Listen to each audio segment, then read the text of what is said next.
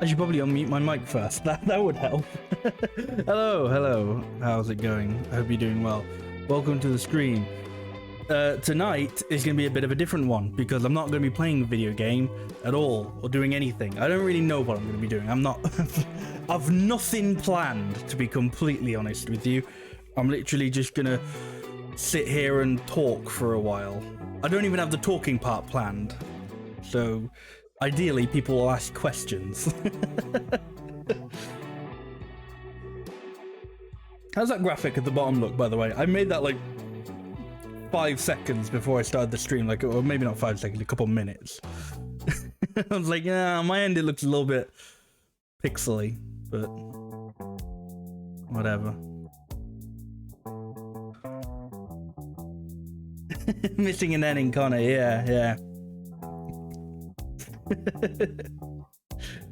No, I'm gonna leave this hat on the whole time because it's gonna it's gonna be distracting. It messes with my hair, which is important. But if you're wondering why there may be like a little funky graphic down there and why I had the party hat on, it's because I have released my very first and debut EP. Yeah, very first debut. I won't ever release a debut EP ever again, because every other EP after this will be not my debut. But no, I've released my first EP of original music, and it is very exciting and a little bit nerve-wracking. I think I was a lot more nervous before I put out, I guess it's a single. I just kind of went, I announced like the EP and then I went, oh yeah, I probably should let people like hear a song first. So I released the song Hero of the Night early, a couple weeks ago. And I think that kind of eased the nerves a bit, because then it was like, well then, there's that song out there, you know? It's not just like, here's 4 tracks that people will have no idea what they sound like. It's only 3 tracks that people will have no idea what they sound like, because you've had 2 weeks to listen to one of them already. Oh, I should probably change that Nightbot command, because it's out now. You're no longer pre-saving it, you're listening to it. You can just listen to it on streaming platforms. Whoops. I forgot that I set up like, I don't know, weird. I set up like a jokey, like, full face, like, I don't know, in case I want to do like a meme face or something. And I was like, oh, I'll set it to something on my number pad. I'll never need it. And then I exactly used the number pad button there. Good. Well done, me. Anyway, yeah, it's officially out. It's, where is the command? Here it is. Right. Luckily, it's the same link. So the link that currently says pre-save it still takes you to like a bunch of stuff where you can listen to it. It just says pre-save. Play it on stream and get DMCA'd.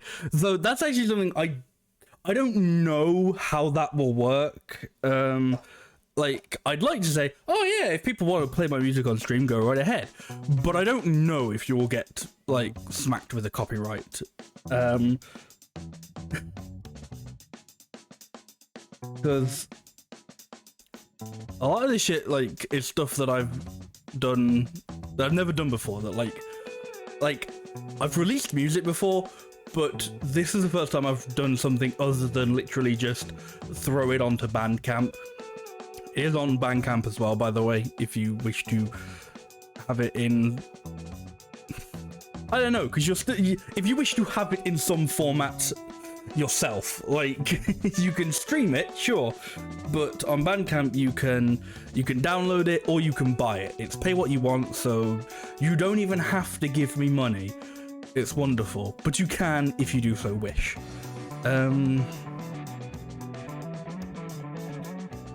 Let's just put listen here.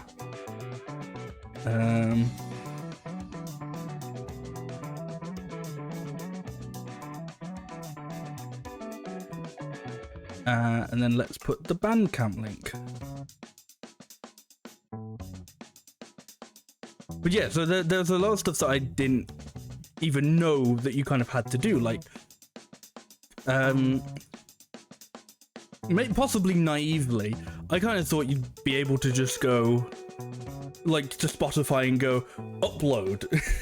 No, you can't do that. You have, like, I think they used to allow it at some point, but then for whatever reason they went, no, fuck that, we don't like people doing that.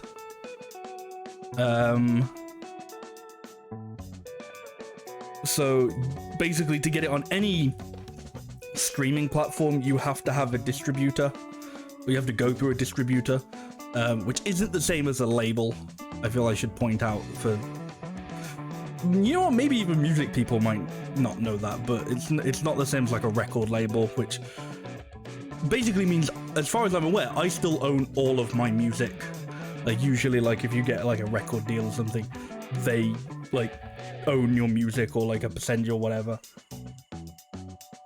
As far as I can remember, I still going through a distributor basically means it goes, like, they put it on all the streaming platforms, and either you pay them like a subscription fee or whatever to do it, or they take a cut. And not to sound pessimistic, but for a first like indie release, I imagine I'm not going to get that many plays. So I just went for one of the free ones that takes a cut. But yeah, one of the things like some distributors do and some don't is whether or not they'll automatically copyright claim things on like YouTube and shit.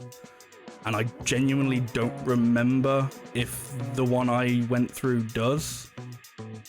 So it'd be interesting to see, I guess. Right, if I exclamation mark EP, there you go.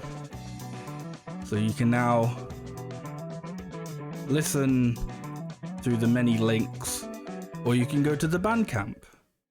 Yay. But yeah, it's finally out. It's finally out. It's very exciting. And it's good. I like it. I think it's good. I think it's, you know, worth a listen. Maybe even a couple. By the way, I kind of just want to quickly shout out the music that's playing in the background. This is nothing to do with the music I'm releasing, but although, like, well, since I'm like not doing anything gaming related, I probably I don't think I didn't really want to put like a gaming soundtrack or stuff on. But so I'm just playing a DMCA free rock mix by Slamhaus on YouTube. So, you know, check them out. Good. Hopefully hopefully DMCA free is correct. But yeah, as I said, I don't really have a plan for the stream. It's probably not going to be that long. It's not going to be like a full-size stream for a couple of reasons. One, because, man, if I could fill 4 hours of talking about my own music, then wow, congratulations to me, I guess, on I don't even know what you'd call it, but well done to me.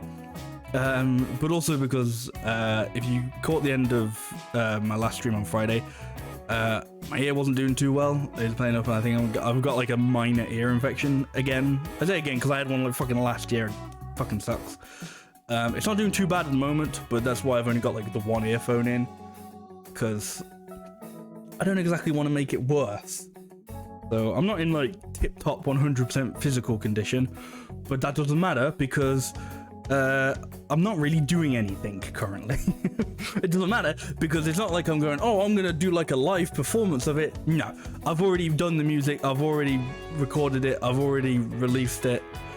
It's already out. It's out now, and you can listen to it. It's been out since, I don't actually know what, like, as far as I'm aware, it definitely was up midnight over here in the UK. I don't know if it got like whether it just goes up midnight like locally or what, but it's been out the entire day, essentially. I tweeted about it midday, and yes, yeah. I feel like I'm going to be saying that a lot, and yeah, once again, that is the end of that sentence. Yeah, it's 4 tracks long. It's I was thinking about it earlier. Like I was saying, I think I maybe on one of like my tweets I described it as like a 4-track EP. And I think I just kind of realized either earlier, like last night or something, that like that kind of makes it sound like I recorded it on a 4-track. I didn't, in case you're wondering. In case you was like, wow, he's going like really lo-fi for this shit. He's recording it on a fucking 4-track cassette or whatever. No, it's got 4 songs on it, 4 songs. Hence an EP. So maybe I should explain that for the people who, you know, don't know, because fuck it, somebody has asked what an EP was before. An EP is an extended play, basically. Back into there, when albums were essentially like, you could only like fit so much on like the record or whatever. Like now I could like upload, I don't know, 10 hours of whatever the fuck I wanted, and everyone would just go, yes, you have done that. But like you couldn't fit like 10 hours of material on a record, on like an LP or whatever, on a vinyl, or even a CD. And basically, so you'd have LPs, which are like long plays, and that's a full album.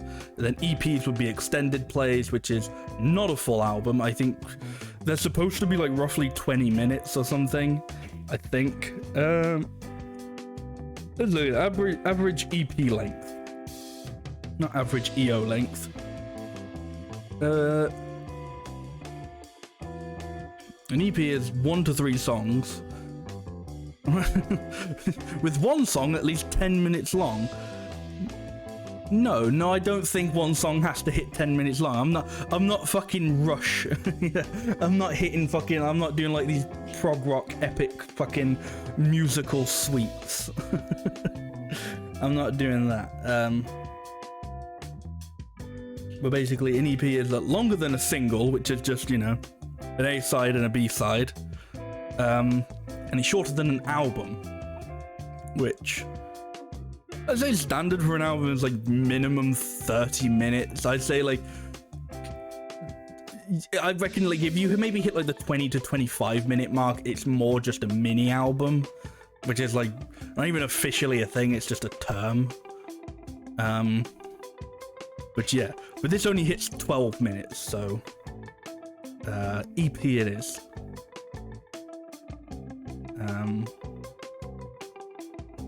But yeah, that's what an EP is, and that's what my EP is. My EP is entitled All Right, because that's what I decided to name it. It's weird, I was thinking about this yesterday as well. Like, some musicians and artists are very like, even just saying this on a stream makes me just calling myself an artist. I sound so pretentious, but that's what you have to do. You have to, you know, I'm not necessarily making art, but that's the closest thing we can call it. What was I saying? But yeah, you know, so some like musicians and writers and artists and whatever, they're very much like, oh, you know, I don't want to explain too much about whatever. I just want to, you know, they want to let like their stuff speak for themselves. And I'm like, there's part of me that wants to be like that. And there's part of me that, like, yeah, you know, just let the music and the art speak for themselves, let people speculate what it's about, why it's called what, or whatever. And then there's part of me that's such, like, so desperately wants to, like, be, I don't know if this is, like, self-centered or, like, egotistical, but wants to, like, geek out about my own shit. That I'm like, I want to explain, like, every single detail about everything to everybody. Like, I want to let there be no magic. You will have no speculation on anything because I will tell you exactly what everything means. So maybe the goal is to, you know, ride the line between ooh, mysterious, I will tell you nothing, and I will tell you literally everything. I haven't quite found out where I reside on that line yet. I suppose this will be like when I find out.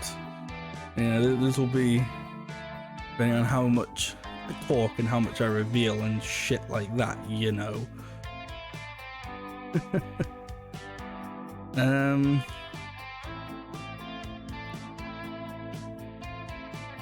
But yeah, I mean, if you want to go into, if we want to make it simple, if we want to go into the first thing, which, you know, the name, the title of the EP. The title of the EP is All Right. Hey, Sea Tofu, how are you doing?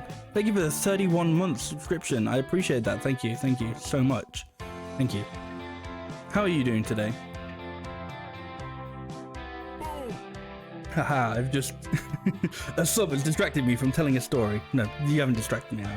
I'm sure I'll get back to it eventually.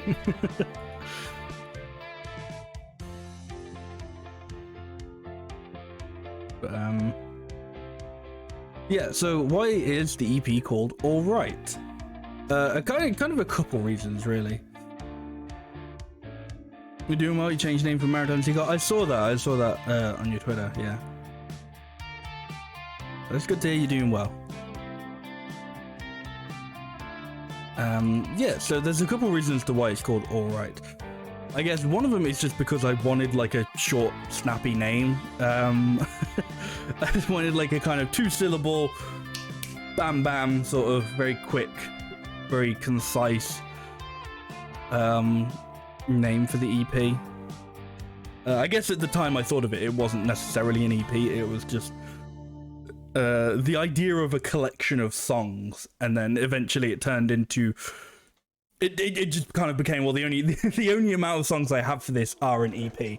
I don't have enough songs for of this like theme, I guess, for an album. I just have,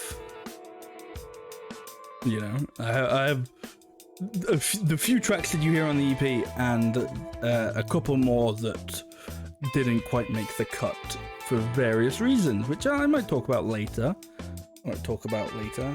I might turn my heating off because maybe I'm just very nervous, but I'm very sweaty. The other reason is just because I think I just like the phrase "all right" in a weird way. Like I don't know how well this transfers into like overseas, but over here in the UK, all right is very much just like it's a very broad umbrella sort of term where it could just be like you just say all right, and that's like a greeting essentially. You know, you just all right, and you've said like nothing with that. And I just find it, I don't know, I just find it interesting how it's just a weird collective word that we use over here. I don't know how well that transfers over to like other places. I don't know if other people like, you know, use that word for like similar.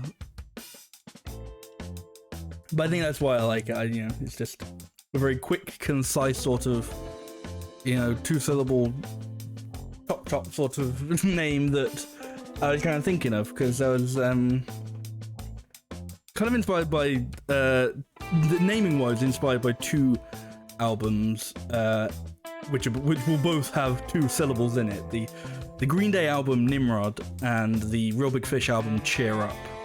And actually I think another thing that I kind of took from them is the yellow sort of main color. Is if you let me I'll show you the Real Big Fish Cheer. I think I really like the Real Big Fish Cheer Up cover. If you listened to this EP this morning when you woke up and you absolutely love it, well, thank you. I'm glad you enjoy it. Like hearing people say that they like it will be what makes it for me, you know. Just that sort of stuff, you know. Actually, yeah, just hearing people say that they enjoy it will make my day. So thank you a lot. You had it pre-saved and everything. Thank you.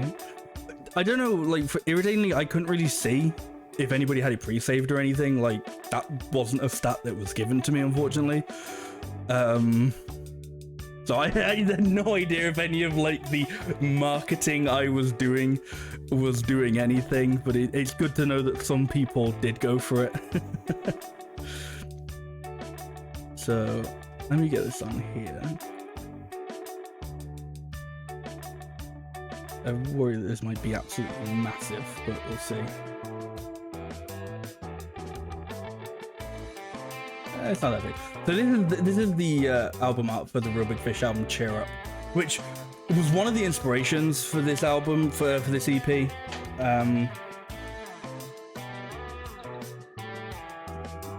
Yeah, you can see like when like the yellow blends together. I really went like, yeah, I like that like yellow background. I liked that. But yeah, and the Green Day Nimrod album has like a little bit of yellow, where they've got like the Nimrod like logo over the faces. But yeah, I just wanted like a very simple, very just clean, just image with a big yellow background. I kind of wanted the yellow part to be the main focus of the, well, not the main focus, but like, I don't know.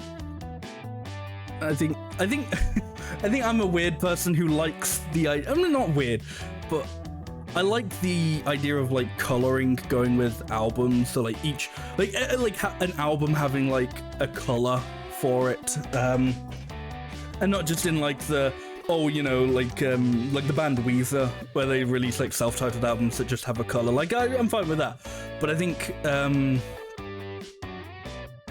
more so what I think of it is like the band. You're gonna find out a lot about my music taste, by the way, because I'm just gonna list off bands and just be like, I like this band. Oh, I've had no fucking idea, because I don't talk about music on my stream at all, despite being like a fucking massive music nerd. Oh, I'd say massive music nerd. I'm sure there'd be some people who would be like, you're not a music nerd, whatever. But I do love the music. I suppose it also feels like it's one of those like, I don't know, it's a very basic thing to say. It's like, oh, I really like music. Like, yeah, fucking everybody does. No, but I like music. Like, I have an interest in it. It's like, yeah, everybody listens to music. Like, no, you don't get it. I think I am actually going to turn my heating off. It's getting very warm, so I'll be back in a second. I tried to take out the other ear because it's like... Because my other ear is blocked because of my ear infection, so I just assumed I had something in it. I'll be back in a sec.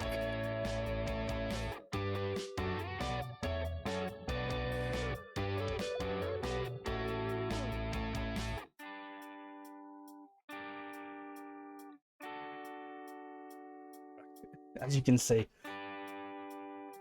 when seeing the album cover makes me want to try and make some fan art or inspiration art, because I can already think of something to see in the cover. Honestly, that'd be really nice. That'd be like really cool. I you know, I was kind of wondering about that. I was thinking, I was like, because obviously, like, kind of in a way that there is almost like a character on the cover, you know. I think I've like tentatively named him Bag Boy. I don't know why. I think maybe the alliteration, but I think it's because like I had like a PNG just of it, like just of the bag face. No, it's Bag Head. I think I changed it to Bag Boy.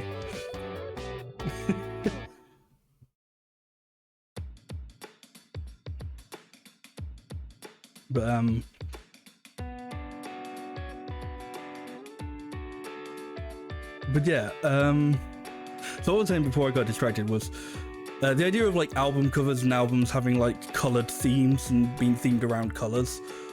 I think what I more so got that from is the band Franz Ferdinand. Their first two albums have like a very similar-ish color theme, or like maybe not color theme, but like style aesthetic theme. And there was like an interview or something with them where they were saying like originally we were just gonna have like every album be called Franz Ferdinand, but like these colors used for the albums would be different each time. So like each album had like a different color. And then they kind of changed it because they thought, oh, it's a bit of a shame not to give the album, like when they were doing their second album, it's like it's a bit of a shame not to give it a name. But I don't know, I just think that idea of like, you know, like this being like you know, you think of like this album, you think of yellow, and then there'll be like other albums where you think of this color and you'll think of a different color, and I really like that sort of thing, where like, you know, you think of an album and just you don't necessarily have to picture the album cover or whatever, but your mind is like brought to just like the theme of a color. I think that's very interesting. I like that sort of thing. But speaking about Bag Boy for a little bit, that wasn't actually the original. That wasn't going to be the original cover.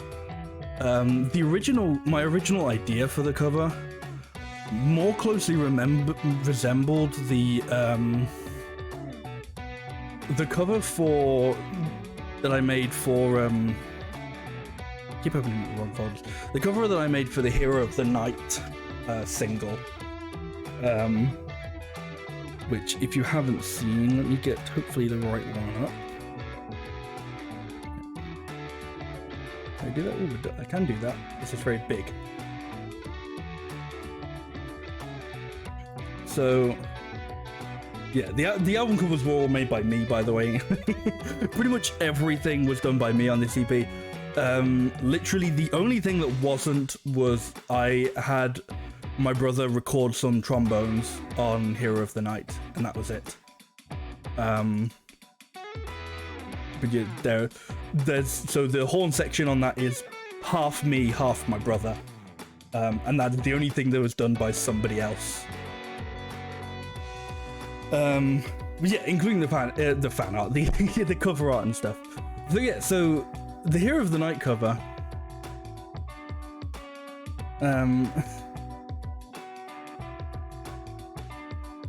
Thank you. So the Hero of the Night cover is closer to what originally was going to be the Alright cover. I think my original vision for it. You just finished listening to it, nice. It's not very long, so you could probably listen to it a few times just on this stream alone, but yeah. I think my original idea for the album cover was just like a big pink thumbs up, and I think that's like originally that was like, all right, bam, and it was just like a big pink thumbs up, and then at some point I kind of steered away from that idea purely because I didn't think I'd be able to draw a thumbs up. I was like, yeah, this is gonna basically be done like entirely by me, so I don't think I'm gonna be able to draw that. So I then just kind of like redirected to the idea of the like paper bag head, which I do still like, and I think I kind of like how it's kind of turned out now, with Alright having the bag head and Hero of the Night having the thumbs up and the pint. So I think they fit each other better for like what Hero of the Night is about, and Alright as a whole. Hey Deca, how are you doing?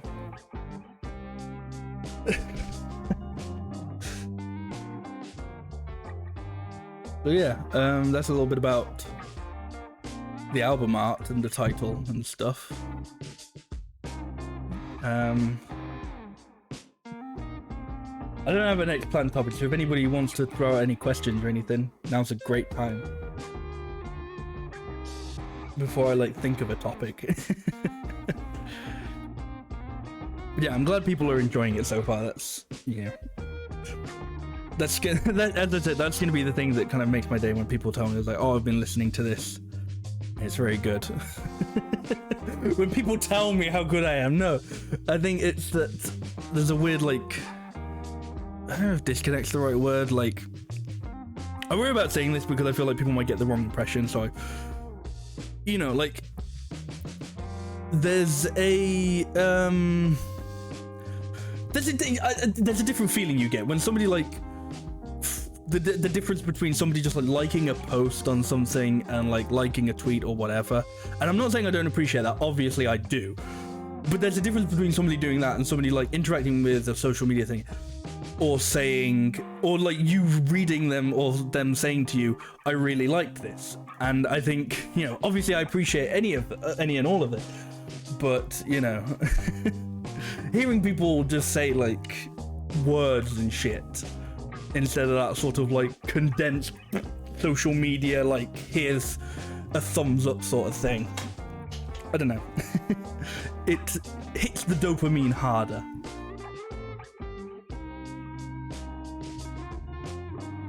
After listening to the lyrics on the songs, you alright, bro? Yes and no, in a way. Really vibe with A Million Miles Away. Instruments slapped in all of them, but that one was really well. I'm glad you like that one. I like that one too. We'll talk about both those things actually. So which one do I want to talk about first? So, okay. In terms of am I alright regarding lyrics and shit, yeah, so these are, I'd say, my oldest songs that I would still consider using and like recording and doing shit with. I think with the exception of like, there's like one more song that I want to use on like a future project that is roughly the same age as Hero of the Night. Hero of the Night is from 2016, I believe, and Million Miles Away and These Changes are from 2017, like late 2017, and I believe Hindsight is early 2018. Yeah, they're from a while ago, and like that kind of in another way is the reason why it's only like an EP and not like a full album. Is because the place I was in when I was writing these songs is kind of it's a much different place than I am now, you know. So I probably could, you know, like there's a part of me that probably could try and like almost as a writing exercise, like try and go, no, I want to write more songs for this and flesh it out into an album, into like a full album. But I think another part of me is just like I'd rather just kind of leave it as it is and like have like these are the songs from this part of my life, from that sort of era. And just have that as like a time capsule in a way, you know? It's like a little time capsule, exactly, yeah. Nice. But yeah, so as I said, except for like one song, which is, I think, hang on, I want to check this. I might be able to. This is all from my eyes only at the moment. Okay. Yeah, so Hero of the Night is from 2016. There's another song that I want to use for a future project, which is early 2017, which is probably the second oldest song that I'd still use. You're gonna go and listen to it and be back? Well, I hope you enjoy it.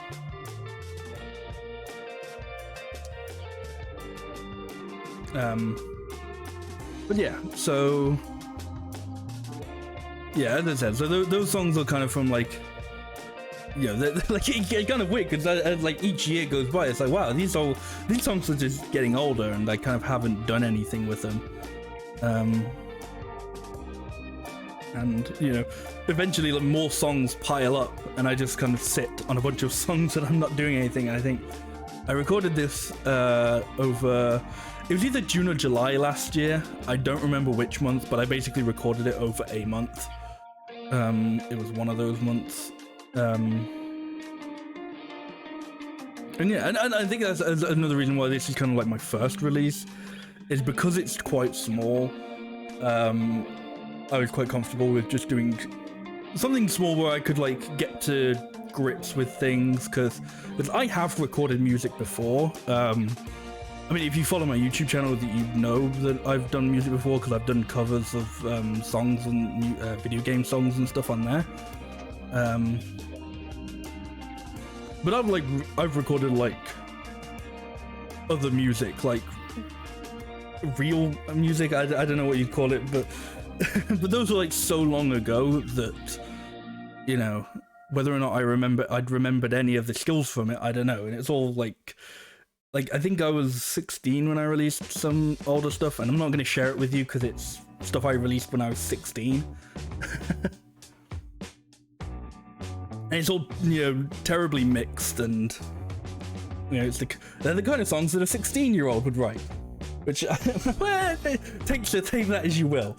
But I think I wanted to do like kind of a small thing as like my first proper project, so that I could kind of, I think it's the idea like if like any of like my other like ideas that I've got and stuff, if I like put like the full time commitment to them and then they didn't quite pan out how I wanted them to, I feel like that would get to me more than if, you know, I just had like this little 4-song EP and that didn't quite go the way I wanted it to. But the good thing is it did. The good thing is I'm very pleased with how this has turned out. I always wanted to get into songwriting, but I'm hesitant to like actually start. Yeah, I kind of wish I had like advice for how to get into it, but I really don't, because the thing is like I don't really know how I even started writing songs. I think it was just you know, I always liked being in bands and stuff, but no one would ever write songs, so I was like, fine, I shall take up that mantle. And, you know, songs that I would have started writing when I was like 14, 15, 16, whatever, you know, aren't that good. But I think the thing is, maybe you don't necessarily have to have like a place to start. The more important fact is that if you just keep doing it, you will get better.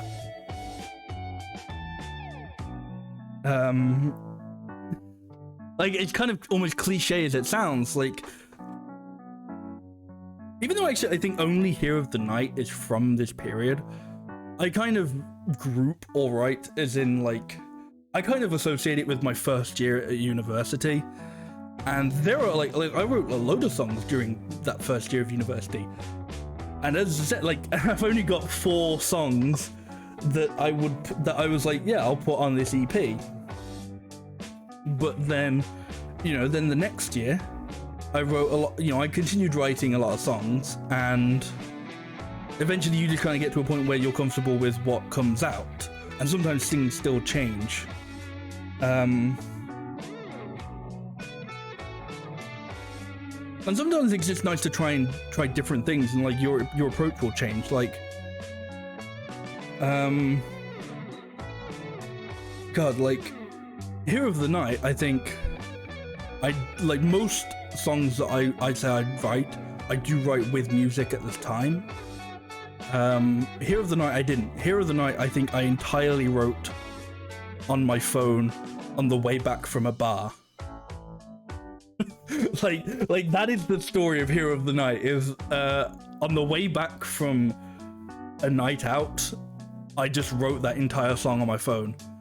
And I don't know when I gave it music, but I did. And at the time, like, I wasn't giving a lot of songs music, I was just writing the lyrics.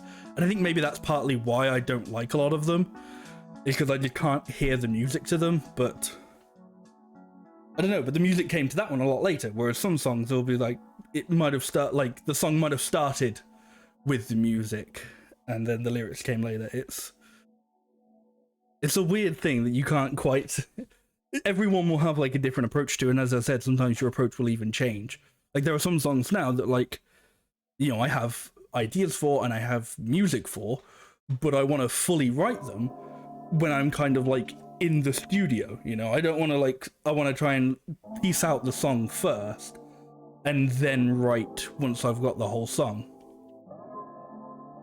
This is a program to practice with. Yeah, that's a difficult thing.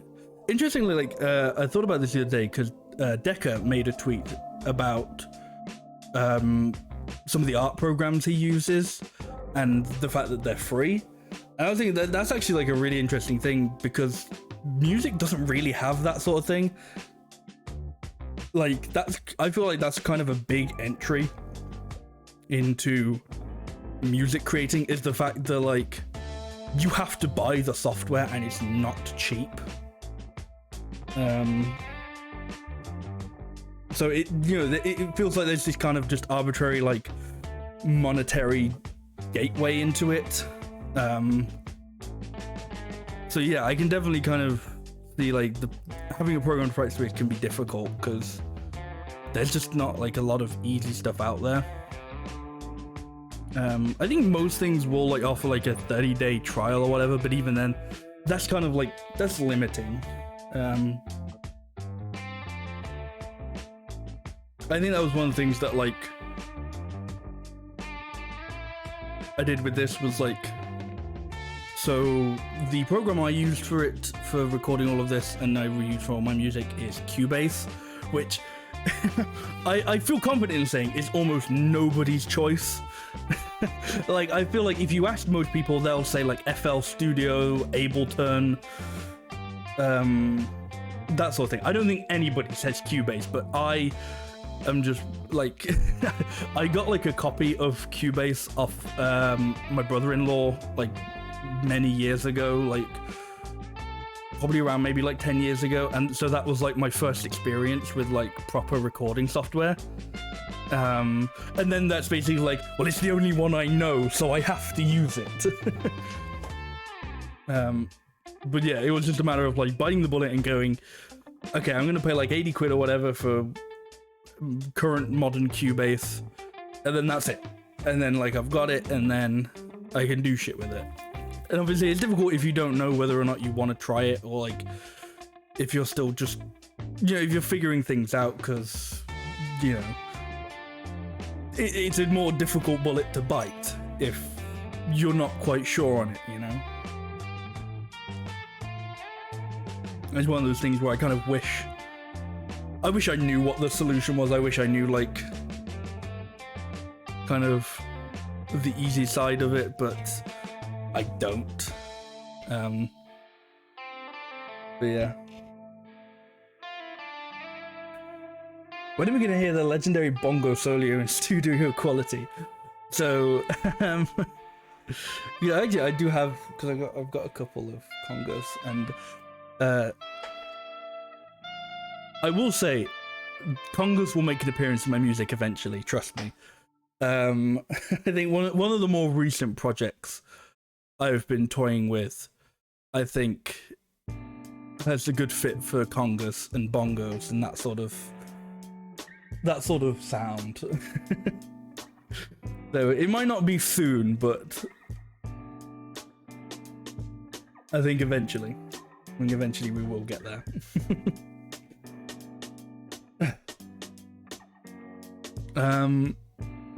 So okay, the other thing I want to talk about after we talk about lyrics and a bunch of other stuff, Million Miles Away. So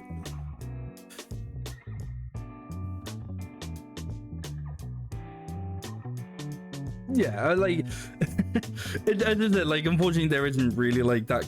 I don't know. I don't know how helpful I was, but I hope that even if I wasn't helpful, I at least made some sense. I don't know. But yeah, so Million Miles Away.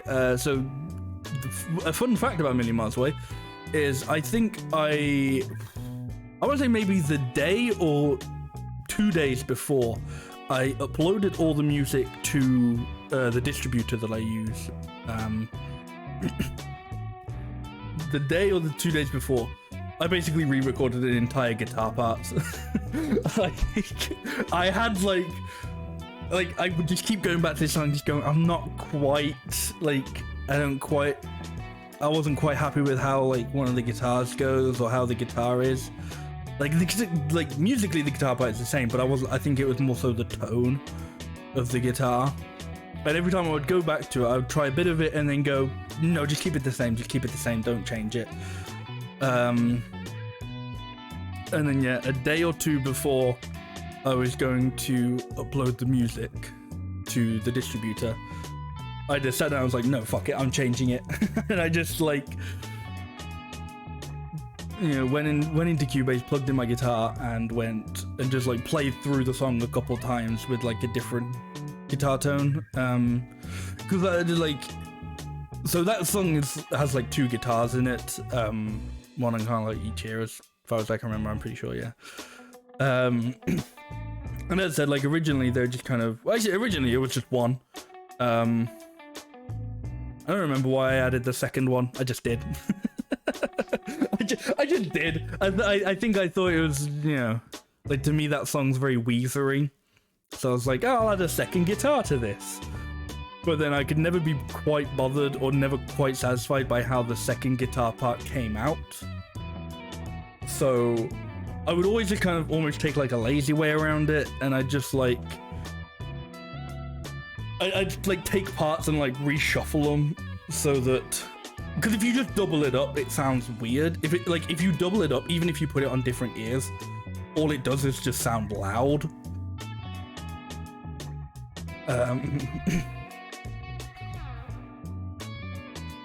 Just listen to it, they're all good, but Hero of the Night and Million Miles Away are your favorites. Well, I'm glad you enjoy it. I'm glad you like them. And we're just talking about some trivia for Million Miles Away.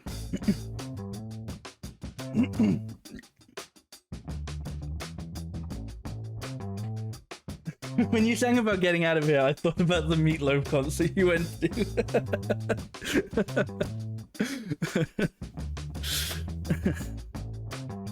I suppose that does kind of fit, yeah.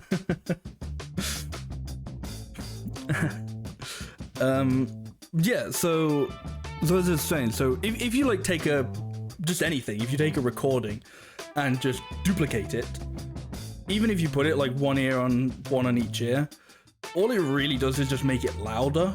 You don't get like a difference. You don't hear like a difference in each ear.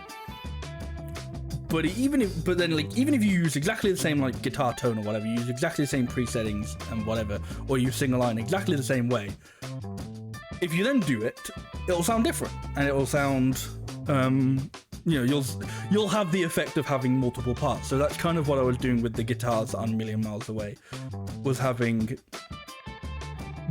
Originally I was basically using one guitar part and trying to make two parts out of them.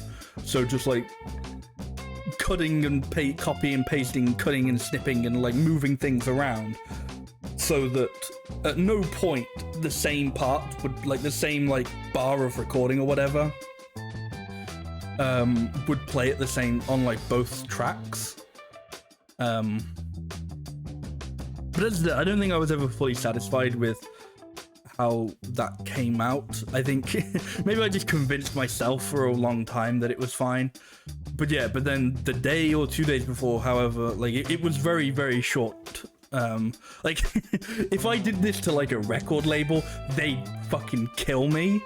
And this is why it's good to be independent, because it's just a matter of like, I can upload the music whenever the fuck I want. But like if I like had like a record label and like proper producers and shit like that, and like 2 days before they were gonna submit it to the distributor or the label or whatever, I went, can I just re-record like an entire guitar part? They'd fucking throw shit at me. Like especially like when I was like I guess this was like entirely recorded over June, July, one of those months last year. So for just me to randomly just like January just go, let me just pick up my guitar and like quickly bash out like a couple of recordings to use as like a new guitar part. I think I redid a couple of the vocals as well for that. So I think it was that song.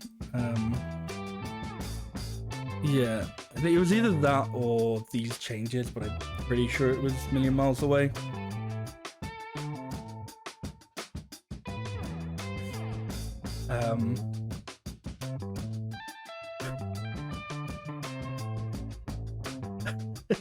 I feel like it's weird now that I'm like actually talking about it all. I feel like the nerves have come back, or I don't know if it's nerves or excitement. It's just a weird feeling of just holy shit, I'm talking about everything. I just like feel like everything's going it's, you know, a million miles an hour. Haha.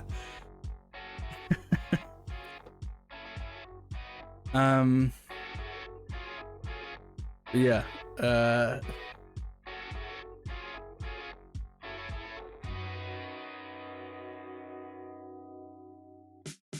I'm trying to think if there was anything else. I mean, there are other things, but like, yeah, I'd probably say Million Miles Away was like, Million Miles Away took me the longest to record, and not just counting the fact that like it technically took me from like when I started right up until like a day before I uploaded the music. But like I think it was like the first one that I started, and I basically like just changed how many times I did it so many times, because like I think that was the thing. It was a matter of like over the process of recording it, I kind of realized, okay, I learned like what worked and what didn't, and what was a good way to record things. So it just kind of ended up like I think I must have re-recorded like the whole song like at least 3 times. Which I'm sure, proper music people would go like, that's fucking nothing. But like, when you've got to do every single part yourself, so you eventually go back and go, no, I don't like the drums, I've got to like redo that. And then if you redo the drums, it's like, well, now it's not in with the guitar. So if I redo the drums, I got to redo the guitar and the bass. And if you it very much sometimes like if you redo one thing, you have to redo it all. You have to redo all of it. Obviously not all the time, but that's very much what it felt with Million Miles Away. When it's like, oh, I want to redo this. Oh, but that means now like this isn't in like time with this, and this isn't in time with this, so I gotta, it was just like okay, I just gotta redo the entire song. Fine, I'll just redo it all.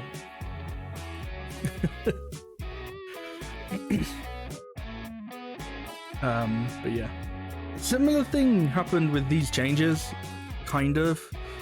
Where originally the song was a step higher.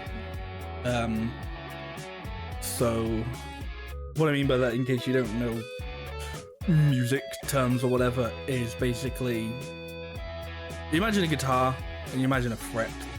Each fret is a half step or a half tone. So then 2 frets is a step or a tone. It's basically it's basically like a note. So it's like 2 notes higher.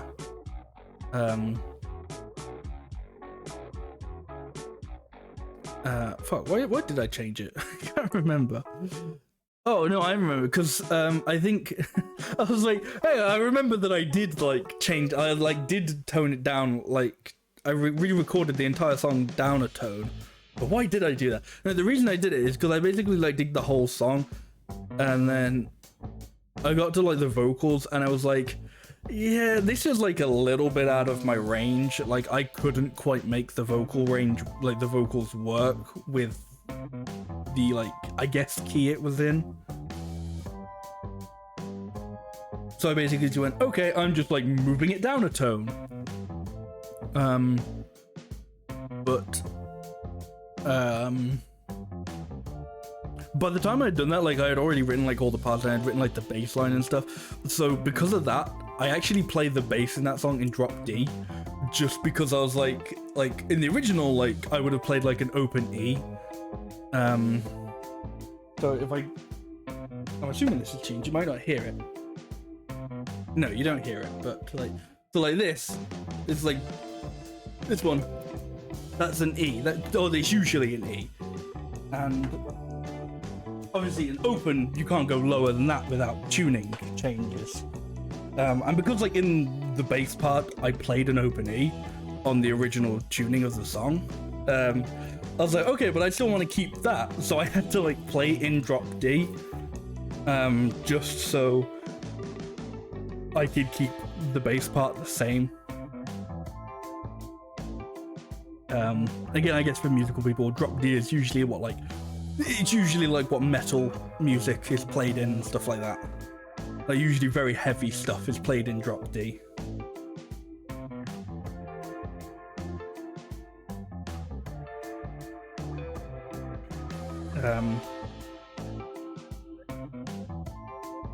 Yeah, there was also a thing with these changes. So I mentioned very earlier that there were a couple songs that didn't quite make the cut. One of these I think I could still possibly release at some point as just kind of like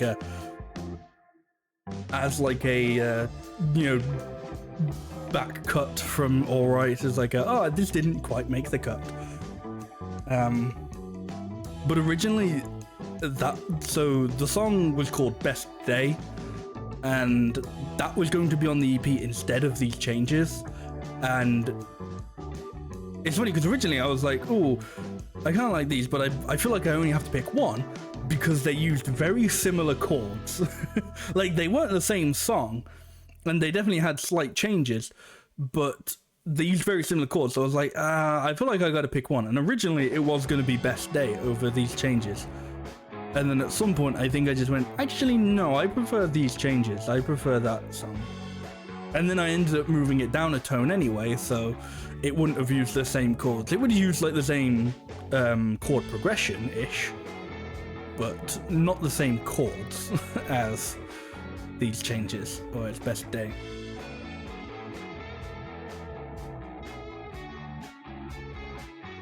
I don't want to go too much into that song because, as I said, it's a kind of cut that you may hear one day. But it was a very, not even very, it was a ska song basically. It was like like I've kind of had to describe Hero of the Night as ska just because it's like, oh, it's a rock song with horns, but I wouldn't necessarily call it ska just because it doesn't have like the upstroke guitar and the offbeats and stuff like that. But no, Best Day was very much this is a ska song. This is like upstroke guitars and everything. That was very much going to be a ska song. As I said, maybe one day you'll get to hear it. Maybe one day. I'm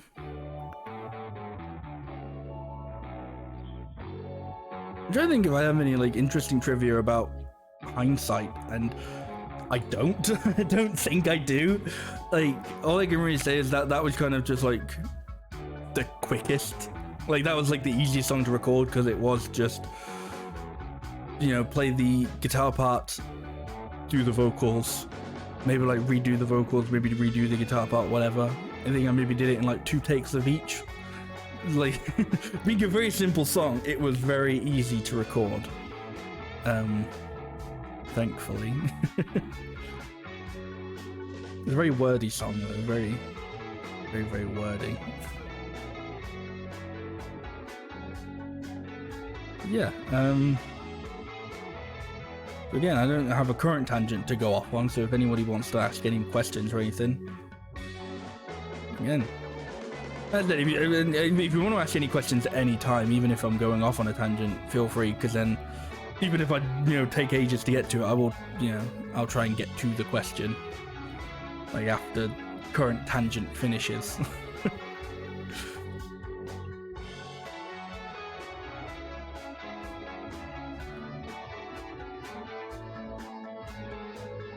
This is again just the music we're currently listening to as the background music. I said I didn't quite want to do like a gaming, like a, you know, Nintendo or like gaming music or whatever in the background whilst we're not really doing anything gaming. So this is DMCA Free Rock Mix by Slamhaus. They've been quite good so far. Will there be more EPs in the future? That's an interesting one. EPs specifically, I don't know. I think I'd mostly like to just release albums. Like, I think, as I said, I think it would be a similar case for this, where like, if I kind of like pass the era of writing, sounds so weird, but you know, like if I'm like writing like at a specific time in my life and eventually that time passes and I don't really have like enough material or whatever to fill out an album and I only have an EP's worth, then yeah, I you know, an EP would be, I think, what I'd do. But for the most part, I think I would like to just go with albums, and that will be the next thing. The next thing will be an album. That is the plan for next, is an album that is not quite as old as, you know, Alright, but is it's basically the next chronological. Like, if, you know, like pretty much once I exited the era of my life that was Alright, then in came this this next project, which, you know, I don't want to go into too much, but yeah, you know, there is a next. As I said on my, you know, original big announcement tweet, this is the beginning. You know, I don't want to just go like, hey, here's a music song and then bye. No, this is like something that, you know, music means a lot to me, and I don't just mean that in like the, oh, I listen to music, but everyone listens to music. I mean like making music, writing music, performing music is, you know, it's one of like the biggest things in my life. It's, you know, a big part of who I am, and so, you know, I want to actually like I think now that I've started it, I just want to keep it going. I want to just, you know, keep the momentum and just kind of carry on with it. Like, it won't be as consistent as like streaming will be, for say, because it's a completely different medium. But you know, I'd like for it to be as consistent as I could possibly make it.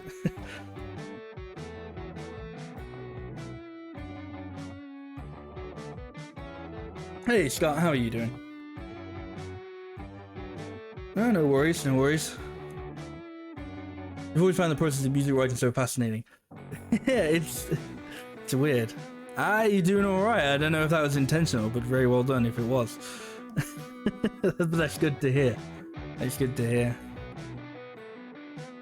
But that ties back to what I was saying right at the beginning of the stream, was like, you know, the word alright, you know, I picked it. It's very much like, like, I don't know how it translates to places outside of the UK, but it's very much like a, it feels like a very UK thing. Maybe that's just because I hear a lot of UK people say it, but, you know, it's just like, oh, alright, how are you? Alright, you know, it's a very good kind of catch-all term for things, which I think is why I liked it, and why I wanted to, you know, why it stuck with me for the title.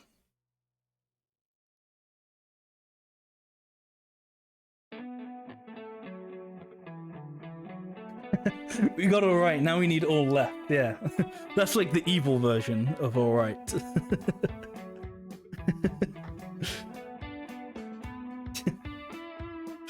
It's the sequel we all need, yeah.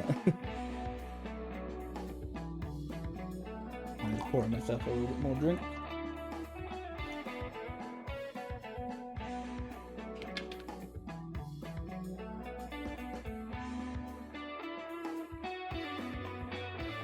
It's actually funny, actually. That's something I didn't think about at all.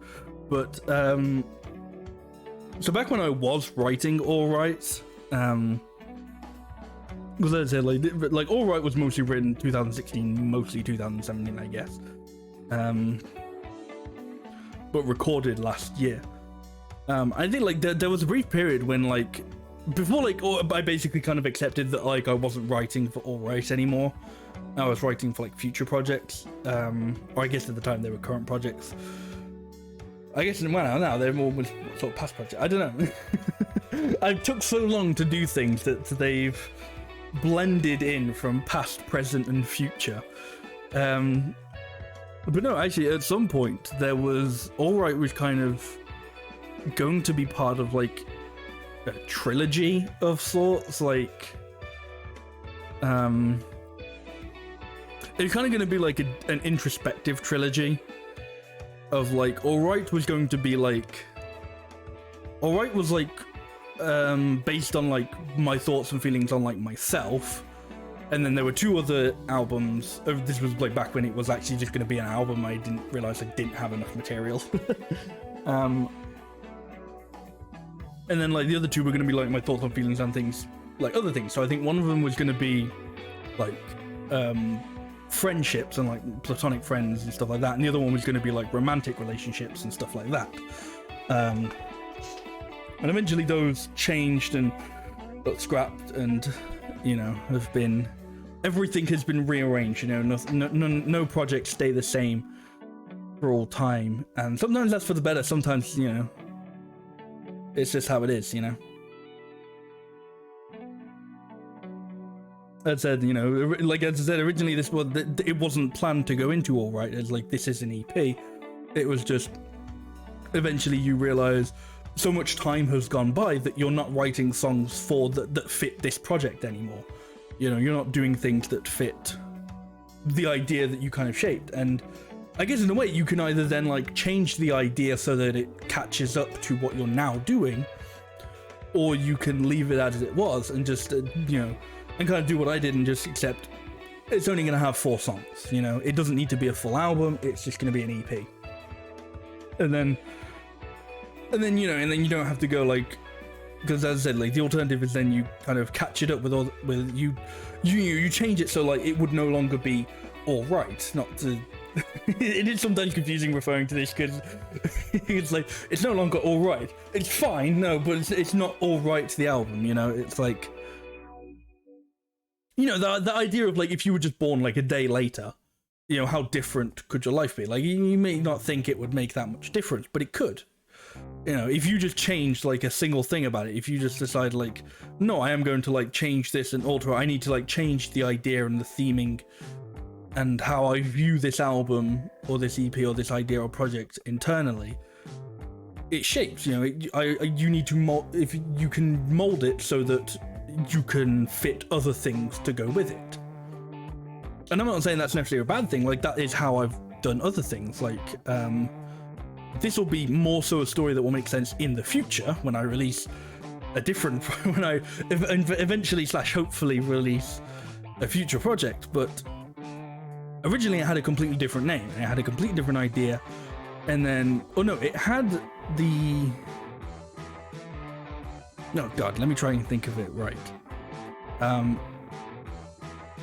Yeah, so it had a name, and then I was thinking to myself, like, what does this name mean, and what do I get out of this name, or what do I get out of the songs?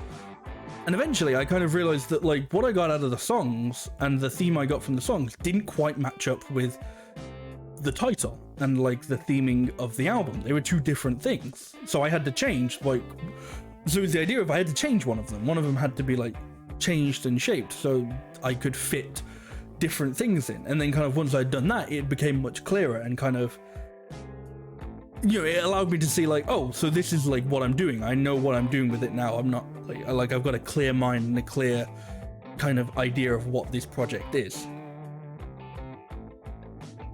You know, so sometimes you don't want to change it at all. Sometimes you do. As much as you were saying, I once heard artists for the artist. That's an interesting way of putting it, yeah.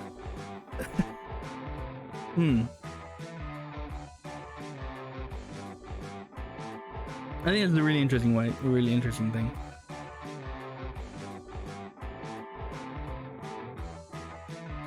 I was thinking about how my life would be actually different.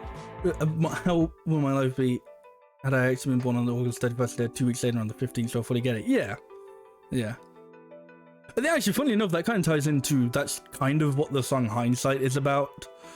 You know, like, I was going through things at the time and I was thinking a lot about, like, you know, if you had the ability to just go back and change things and do things differently, would you take it? You know, would you take that chance, and would you, you know, you have no idea what would happen. You had no idea if it would be like a better timeline. You have no idea if it would be worse, because you can't do that. You obviously can't go back and change things, but, you know, if you had a choice, you would say no. And yeah, and I think that's almost kind of the conclusion that I come to in the song. It's like, I don't, you know, I don't think I would. I don't think I want to change things that have been. I just want to see things get better, you know?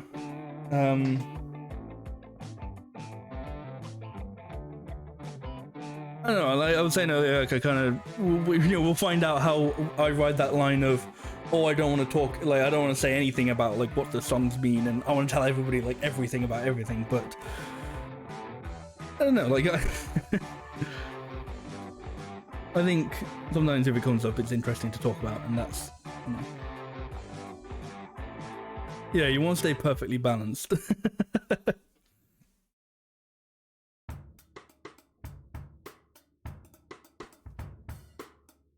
You kind of made, like, you'd saying about, like, artists for the artist, made me think about that as well, because it's like, Because obviously if you leave it all like mysterious, then like it's open for complete interpretation. And I feel like, but that's fine. I'm not saying I have a problem with people who do that at all. Like I mean, I said earlier, like, I think I'm too much of like this like giddy little child who just can't wait to tell you about the thing that he's done, to like be that like stoic, you know, I'd rather let people like interpret it as they mean. Like, I'm too much of just like a like I'm just too much of a like a look at the thing I did, look at it, you know. I'm too much like I want to show like as a little kid I'd be like doing a thing and I want to show my parents and I want to tell them all about it. And I think that, you know, that's kind of how I want to do this. I want to be like, look, I want to explain everything, but I know you gotta like lay it back a little bit. But I think at the same time, like, the idea of art being for the artists, I think if you keep it like completely like nothing, if you don't say anything, I feel it almost can sometimes discourage people from thinking about it. Like, if you do that, people will just go, okay, I just take it at face value and I don't think about it at all, and I don't like, you know, and I just like enjoy the sound sort of thing. And there's not a problem with that, you know. I don't at all have a problem with people taking things at face value. Or, you know, if people want to listen to my music and just not dig any deeper than surface level, that's completely fine, you know, as long as they're enjoying it. But I feel like if you reveal like a little bit of it, it kind of, I don't know, like for some reason I had the image in my head of like, if you've got like a little bit of wallpaper just peeled off slightly, you know, if the wallpaper's just up there perfectly fine, people will just look at it and go, that is a wall.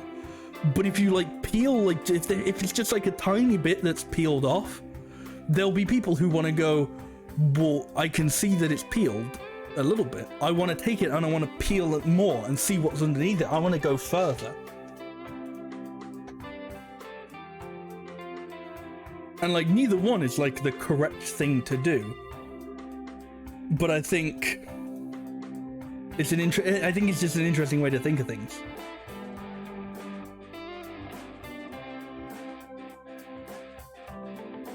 Well, look at it as an artist's work is for them, not the consumers. Like a musician's song is not for the random masses, it's for them. Same as a writer's story or artist's painting.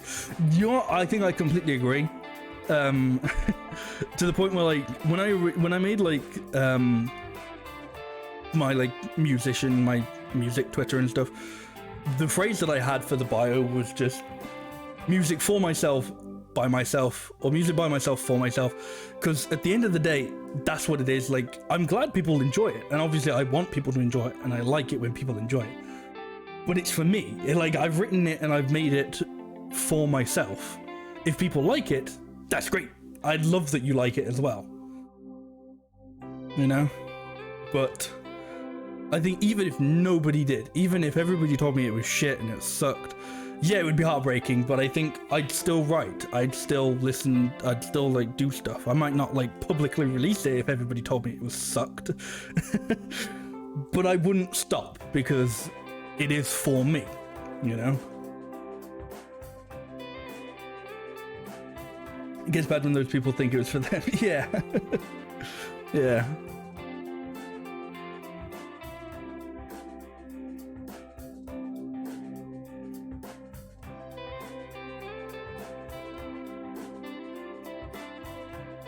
I think that's the thing, is the idea of like, you know,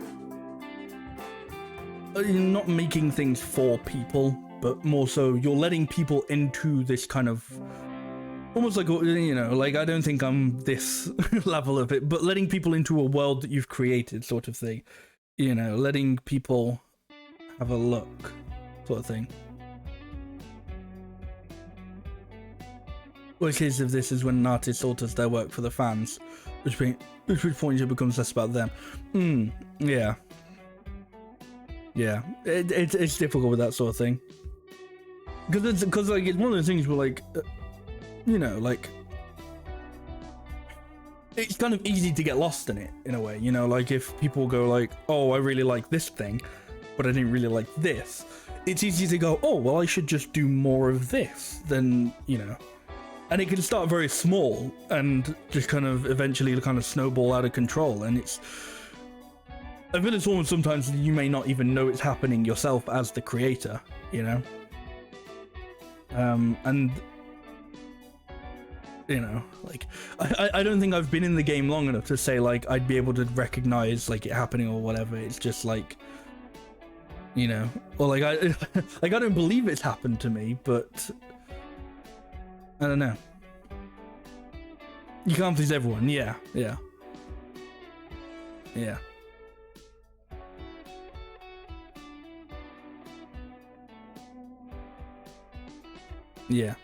Not everyone's gonna like the same parts, so you can't please everyone. Let's like, I think that's one of the tough things to learn, as you know, just like not even like specifically always a musician or always an artist, like even just as like a Twitch streamer, you know, not everybody's gonna dig your shit, and that's fine. You know, even people who, you know, like your stuff, not everyone is gonna be like, oh, I really like this game or whatever. And that's fine. You know, and like it's difficult to accept and it's difficult to come to terms with, but it's something you will have to do sooner or later. Because if you don't, it can be too much. And everyone's gonna like, yeah. Yeah.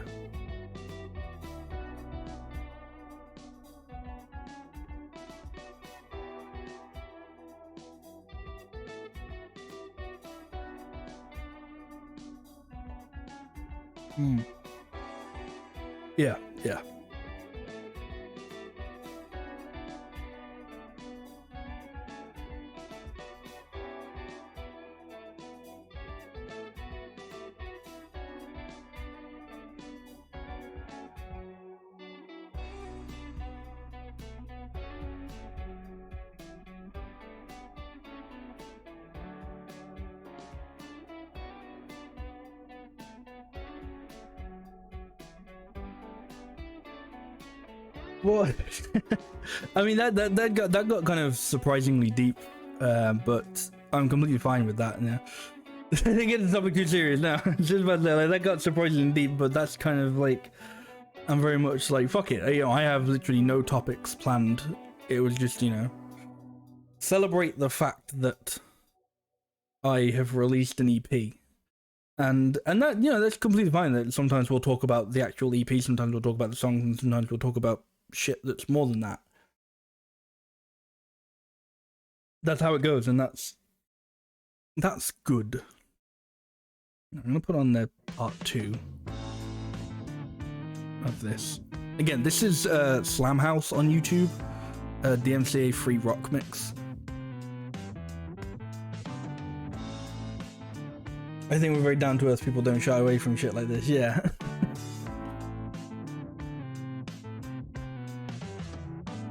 I've only had like this slightly on the background, but and only in one ear because the other one's not doing well. But this is a good mix. There's been some good stuff. But I feel like with like like going away from like the I didn't really want to have like gaming music on.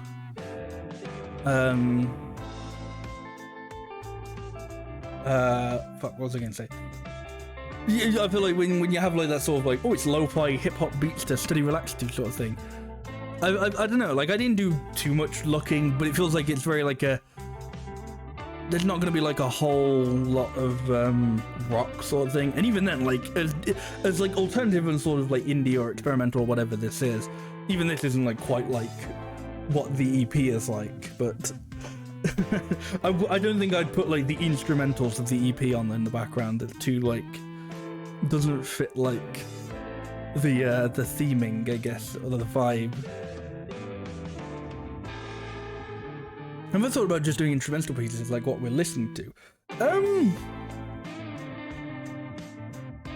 Difficult to say. I don't think it's something that I'm against. I think it's something that I think mostly I kind of think of a different context. Like, okay, so I do have like one idea for an instrumental for a project. And whether or not that, and like this is the thing, like if I talk about like I have an idea for a project, don't take that as like oh, this is confirmed or whatever, because whether or not that'll ever come to fruition is, I have no idea. But you know, like there's like one project I have an idea of that I kind of have an idea for an instrumental for, and like oh, I think an instrumental that goes like this, not like this with a song, but like the idea that I have of it would fit well. But I don't know, I don't usually think of like, oh, I've got to think of like, or like, I don't know, I guess as I said, like I haven't really thought of just like having instrumentals.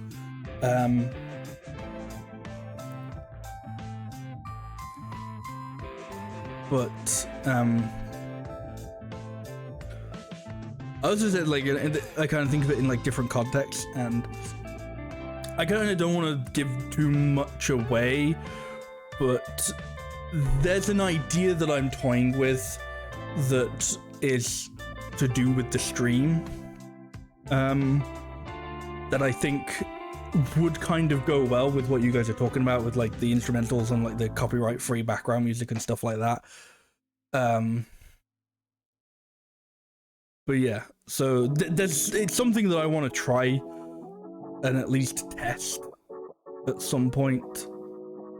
And you know, if it goes well, then I'd like to do more of it, but yeah, that might be all we'll say at the moment. on that sort of thing.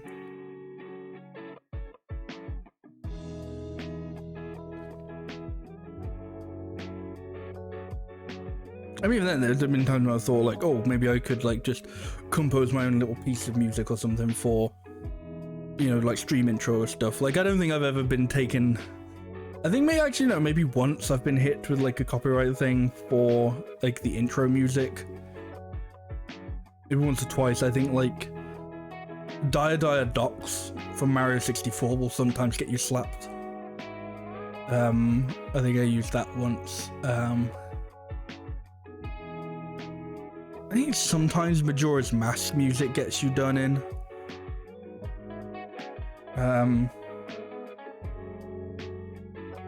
But I don't think I got done when I did my playthrough.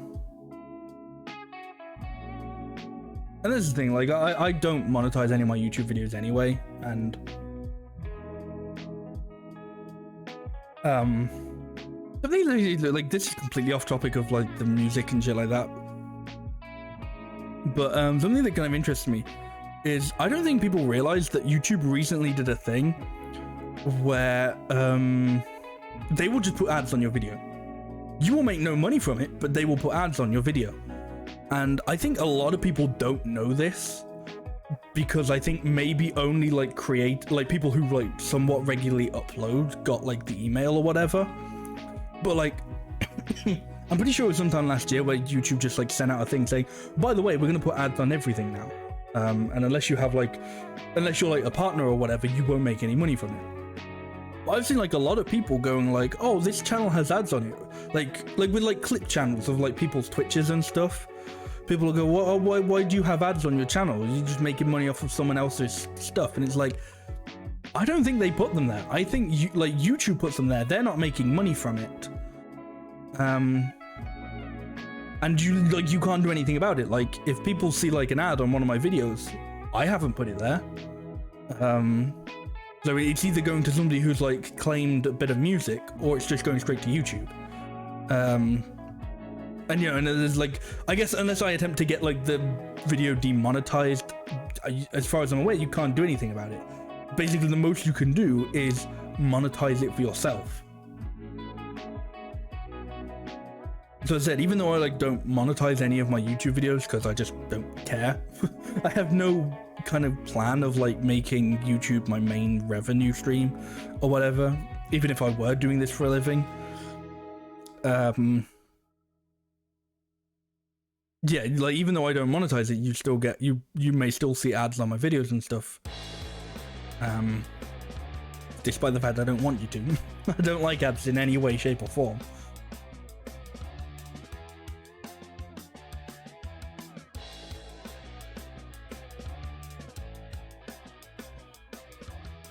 Yeah, like React streams and stuff.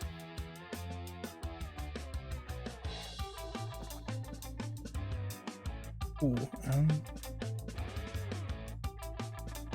this song that's playing now, it reminds me, not like this riffy bit, but that like guitar bit, the ding ding. It reminds me of like a White Stripes song, and I can't think of what it is. It's off Icky Thump, I know that, but I can't think of what song it is. I gotta look this up. Like if I see the titles, I'll remember.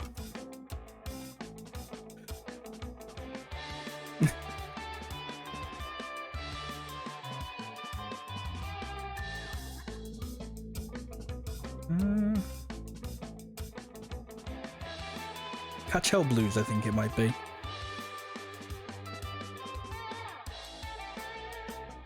Yeah, Catch Hell Blues. And like you'll listen to the song and it's like, this sounds nothing like this song. Like Catch Hell Blues is like really slow and like chunky, I guess is how I'd describe it. But that like rhythm guitar part reminded me of it a little bit.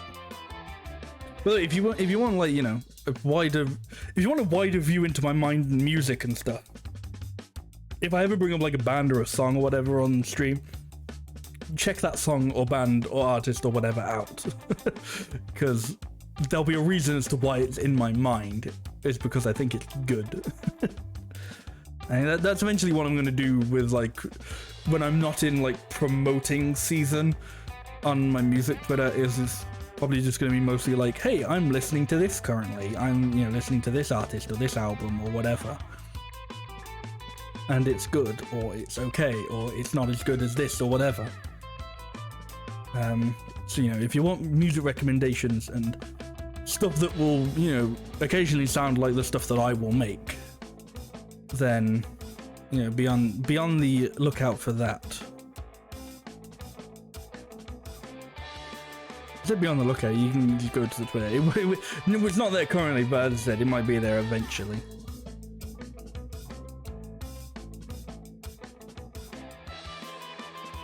We'll make a playlist with those songs on Spotify. That's not a bad idea.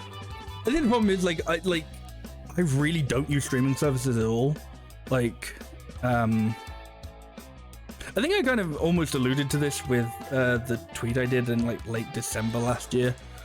I was going around, like, I was just asking like do people like, is Spotify like, does a band or artist like have to be on Spotify, or would you go somewhere else for it? And as I kind of said at the time, or when the poll was done, like, I think in my mind the question more so should have been like, are you somebody who streams music, or would you like buy/download it? But it made me realize things that like there are more streaming services than just kind of Spotify, and that people aren't as tied down to Spotify as you may think. Like, obviously kind of with Spotify being like the big one, I think everybody kind of thinks it was, but like a lot of people like that I heard from, like if it's not on Spotify, I'll listen to it somewhere, or not even like if it's not on Spotify, they were just like, I'll listen to it, like I'll listen to music somewhere else anyway. But yeah, I think like a kind of Spotify thing of like, oh, this is what I've been listening to, or like what my most listened to things are, would be interesting. But I don't know. I'm weary of Spotify. I'm like, I don't know. As an actual musician, I'm very like, I don't know what the word would be. Skeptical, I guess, of Spotify. Like, I've been like not a fan of Spotify for a long time. Because Spotify is just easier. I used to use Google Play before they made me use YouTube Music for a while, and then I switched to Spotify. Yeah, see, that's the thing. Like, I don't blame people or like have anything against people using Spotify. I think my kind of current mindset on that whole thing is not to discourage people from using Spotify and or other streaming services or whatever, but more so encourage purchasing. Like I don't want to make it seem like, oh, the money is the only thing I care about, but obviously, like, money helps you do more of this. You know, like money helps you go, I can do this continuously and consistently. And streaming just does not work. Like there's basically like no money in music whatsoever at all. It's the sensitive of things, money is needed. Exactly. Is that like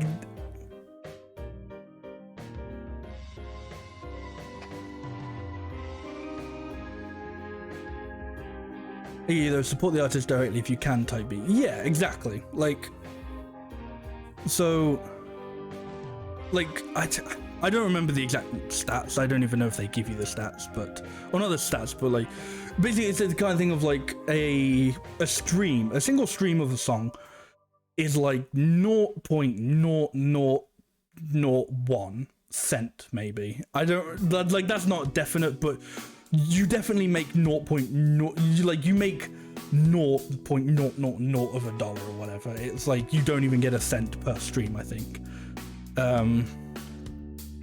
So like it really has to add up, and it's this kind of like, I guess, a double-edged sword maybe, where like on one hand like that's not financially viable, but on the other hand streaming is like such a thing now. You kind of, as an independent artist like myself, you can't not have it. Like I can't not afford, because I'm not doing this for a living, but like if I want my music out there, I have to have it on streaming platforms. I have to kind of play the game, as it were, and I will have to go like, you know, and try and like weasel my way into like playlists to have my songs on and shit like that. But monetarily, comparatively, you know, I got an email earlier saying, hey, somebody bought All Right for £5, £5 British, and that's just already net me like £3. So it's like like I don't like, you'd have to listen to like a song like 1,000 times or something just for me to get that much, and that's basically like you've just bought an album. So as I said, like, and I don't want to make it seem like money is the important fact, like the reason I do it or whatever, but it helps you do it. Like it's that balancing that line of, I need money to continue doing it and help me do it, but I don't want to be seen as a sellout. I don't want to be seen as like some, you know, some greedy bastard just going, I'm only in it for the money, because I'm not. If I make no money from it, I will still do this, but it's not bad to make money. Because my kind of idea on it is to not to discourage people from using streaming services. If you, by all means, go for it. Like, I've put them on there for a reason. If I hadn't put them on streaming services, I wouldn't, like, then that would mean, like, I wouldn't want people using it. Like, I wouldn't want people listening to it on streaming services. If I disagreed, like, that much, I wouldn't put them on there. But they're there. If you're in it for money, people would know. There'd be ads taking up 80% of the screen, yeah. We've only got one ad, and it's for me. We got one ad down here, and that's my product.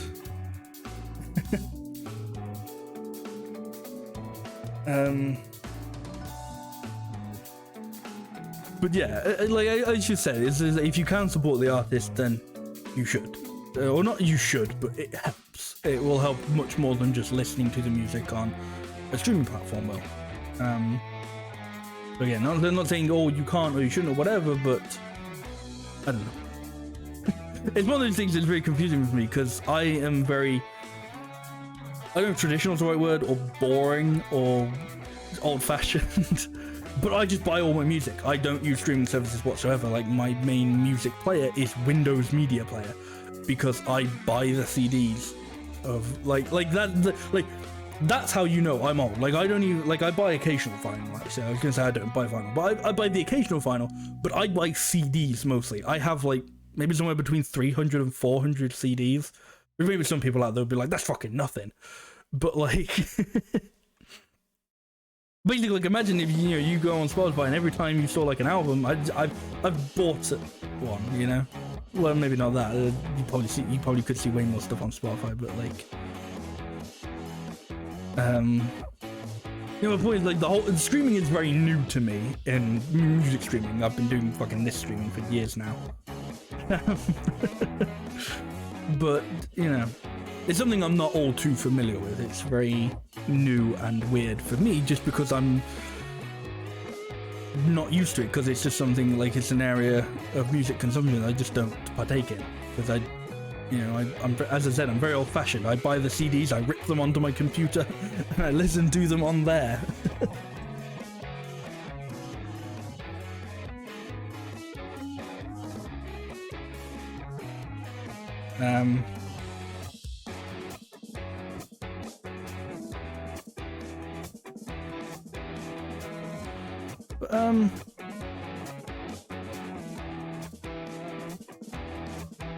Use a mix of music streaming, listen to CDs as well.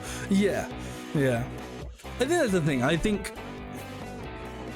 there was a time when I would have been more open to music streaming if I weren't aware of just how poor they pay artists. As in, like, they don't. Aside from, like, big artists that get paid to be on there or whatever, that get, like, exclusivity deals or shit like that. You know, like, especially, like, indie artists like me, we won't make a whole lot, you know. We do have to make it from essentially merch and touring. And it's like, well, I'm not going to tour. I'm one guy. I'm not a touring musician. Because that's the thing, like, I understand why people like streaming music. Like, it makes complete sense. The idea if you can just have every music everywhere at all time, you know, like, of course it's ideal. You don't have to buy anything, you know. You're like, oh, I could buy, like, an album a month and get, like, 10, 12 new songs, or I could pay the same and have unlimited access to everything with no ads or whatever. Like, yeah, of course it makes sense people like streaming. I think it's just the idea that, like, well, not the idea, but, like, the fact that I am a musician, I'm very conscious and aware of how unfriendly it is for musicians. I feel like I keep feeling like I need to point out, like, anytime I'm talking about this is all, like, me. I'm not, like, saying, like, oh, if you stream music, you're a piece of shit or whatever. Like, I'm like, this is all my thoughts and my feelings, like, and this is like why I personally just don't you know, stream music, and why I just couldn't get into it. I think I just much rather have the music in my hand, or not in my hand. Like, I'm not gonna take a fucking Walkman out, but I don't know. But that's it. Like, I understand, like, the appeal of it and why it is so successful. But I think people, I do think people need to possibly know that if they want to support the artists they like, they do need to do more than just stream the music, you know? Like, streaming the music is fine. Like, if like... I constantly feel like I'm trying not to, like, back myself into a wall here, and I don't even know if I am. But... I don't know.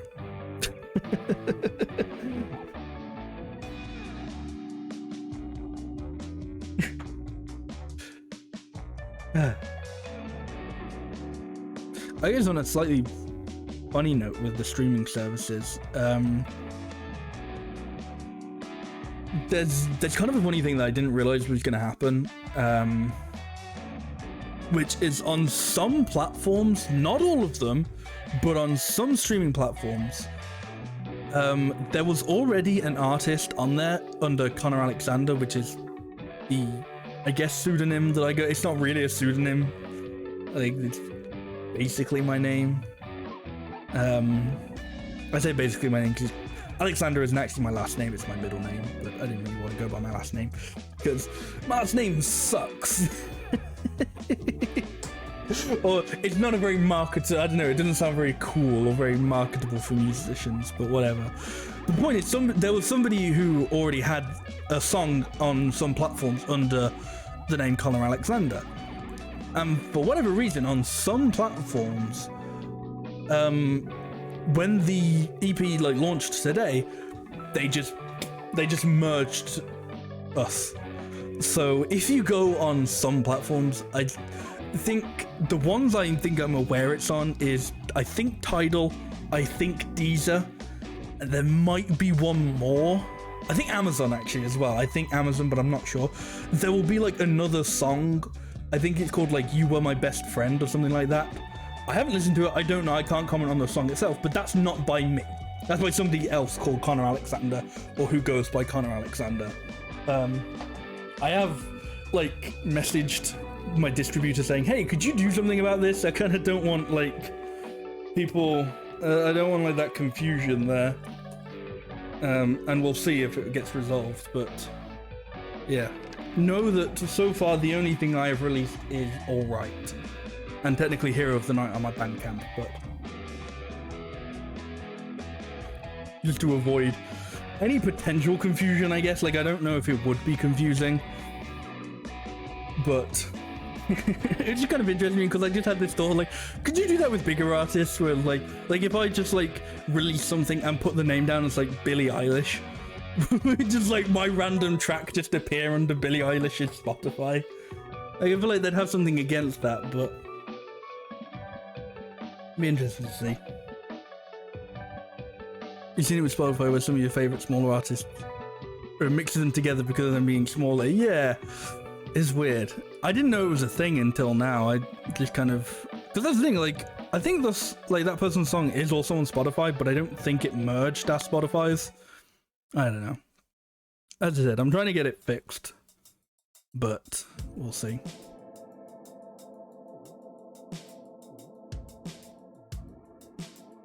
It's good to know though, like, I'm glad you're talking about it because it shows a side that most consumers don't see or know. Yeah. I agree with that and get what you're saying. Like, there's nothing wrong with just being a bit more aware about this sort of stuff. Yeah.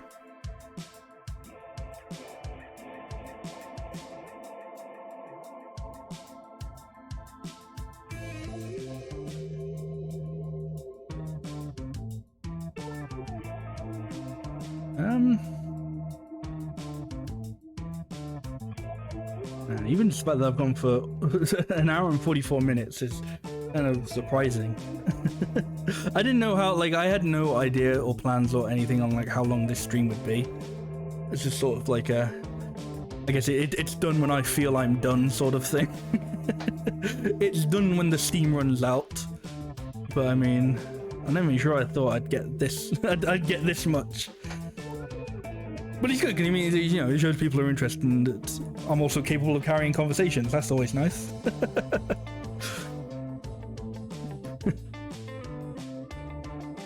But yeah, you know, as I said, like, it shows people are interested, and I'm glad that people, you know, are interested and have shown that they do like the EP and stuff like that. Yeah. So actually, to kind of quickly go back on like the idea of, you know, supporting artists, you know, one thing that I think isn't really, maybe it is, maybe I don't know, but sharing, like recommending to your friends and people you think have like similar music tastes to you and stuff like that, like, you know, like, it's weird because I think this is almost kind of become like a weird leftover from like streaming, but like I feel like it's very weird to like suggest like a streamer or something because it's such a weird thing. But music, I think, is a lot easier to recommend. You've not had the EP yet, but mostly it's a small bird. Well, thank you. I appreciate you stopping by us regardless.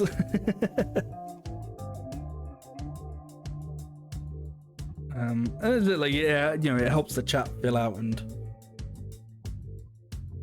helps the conversation go, and that's just what helps streams as well in general. But yeah, you know, I feel like it's a bit easier to recommend music and an artist than it is like a streamer or something. But yeah, like but yeah, like recommending is like a big thing, like that can help.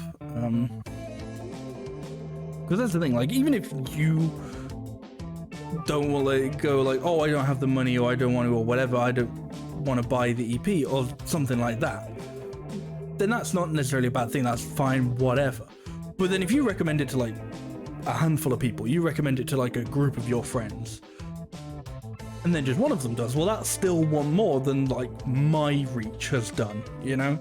And then if anyone who out of your like group of friends or acquaintances or whoever sends it off to people that, you know, a completely different group, it keeps going, and it can really help. Like word of mouth, I think, is kind of, I feel like maybe nowadays we rely possibly too much on algorithms to pick things up, whereas like, you know, you have to get things into the algorithm first, and the way you do that from a smaller creator is from word of mouth. You know, it's basically from word of mouth and just excessive shilling.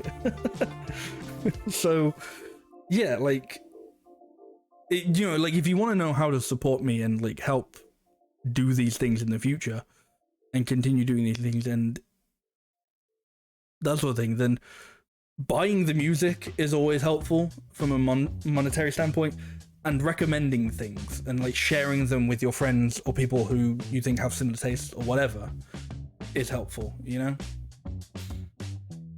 It's basically networking, yeah.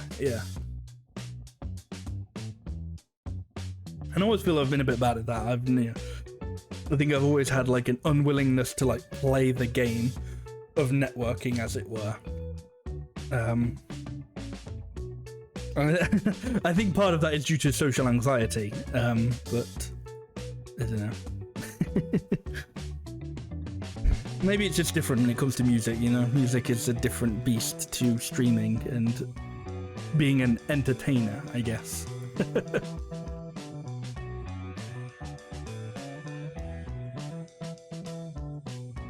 yeah. There's always anxiety inducing to talk about stuff like this and put your passion out there. Yeah. You know, like before I released any of the music from this, I was, you know, I was nervous. I was nervous how people would, you know, react and think, because it was like, because it's like completely different to what I, you know, what I have ever done on my online persona, I guess, you know, like. Fuck, like some of the stuff I've done so long ago, like I don't even know if some of like my real life friends would know that I've done, you know, I've recorded music and released it in the past and stuff. But this is like so different to what I currently do. Is it, you know, it's very like, oh god, will people like this? Will people care? Will anybody be interested? But then it's kind of interesting how once I released Hero of the Night, once I kind of released that first single, it kind of melted. It kind of just went away, and I was like, wow, okay, I'm not actually as nervous for this coming up as I thought I'd be. And you know, that first song going out kind of kind of like got rid of all like the nervousness for this. So I think, you know, all the nerves just kind of turned into excitement and just, yeah, just like, hey, look at this thing, look at this thing. I think it's pretty cool, and I hope you guys do too.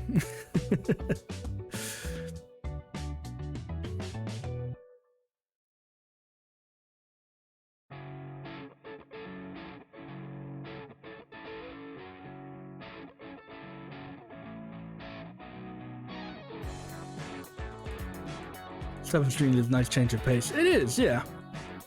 I think I've always worried about doing things like just chatting streams and shit like that, because I don't know, I think I never feel like I'm that strong of a conversationalist, you know?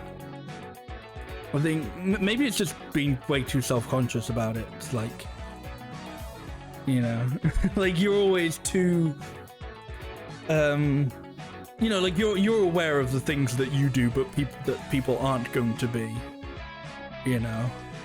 Like I think when you're streaming, you might be like overly aware of like dead air or whatever, but other people aren't going to be. I think, you know, and funny enough, I think doing those end of year tier lists have helped. They kind of like help me go like, actually, yeah, I do like doing this sort of thing, and I don't have to be too worried about it. It's better to have a low opinion of yourself and have others bring you up than have a high one and have people bring you down. Yeah. You definitely continue to cheer me on. Well, thank you, Sea Tofu. I appreciate that. Thank you. Thank you. That means a lot.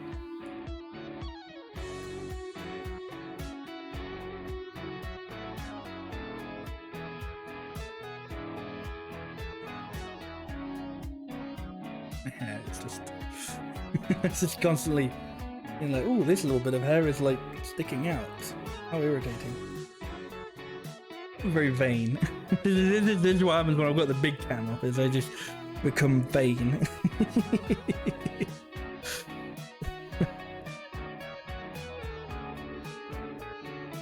I'm casually battling my hair, yeah. I feel like it's been like it's weird because this is definitely not the longest it's gone without cutting it. I think maybe it's only been like half a year.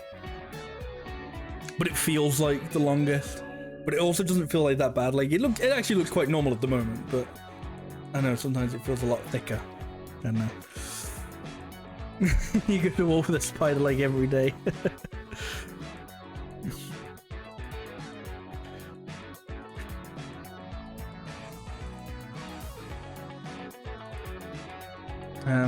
I think I might wrap this up soonish. I'm not maybe not like I think I'm gonna. I've been doing it about hour 53. I might leave it, take it to 2 hours, because I did mention at the beginning of this stream that I've got a bit of a pain in my ear, so I kind of want to just chill as well. But yeah, so I'll probably say this, closer to when I actually finish the stream. But thank you all for coming and hanging out, even if you haven't listened to the music, just the fact that you're here and in chat and talking and helping conversation flow, that's the good shit. Yeah, that helps me a lot. And if you have checked out the EP, then thank you. Even if you didn't like it, I haven't heard anyone say they haven't liked it, but thank you if you've checked it out, and thank you if you've liked it, or I'm glad if you liked it. But yeah, if anyone wants to throw any like last minute questions at me or anything, to kind of close things out, shoot, if anyone wants to,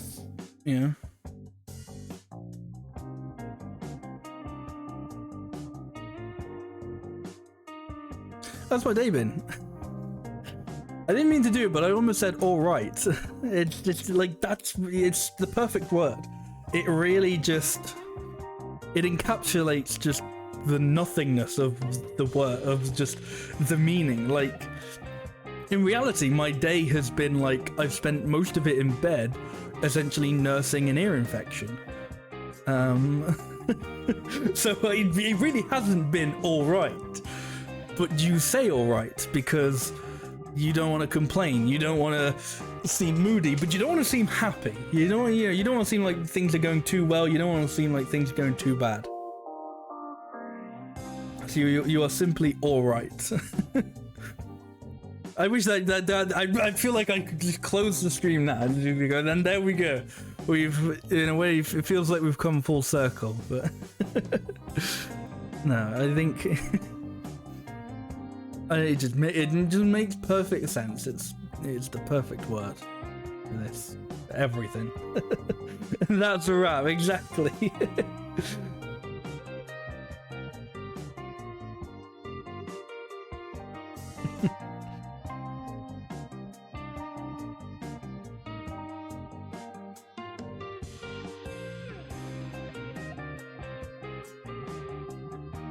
I give one more shout out to the mix that I'm listening to. It's DMCA Free Rock Mix by Slamhaus. That's Slam Haus. It's like the, I guess, German house. I think it's like House by Slamhaus on YouTube. And actually, from what I can tell, from the description of the videos, it seems that like they live stream them making the music, which is really interesting. So, go check them out. Go give them a listen. I really enjoyed this. There's been some nice background music.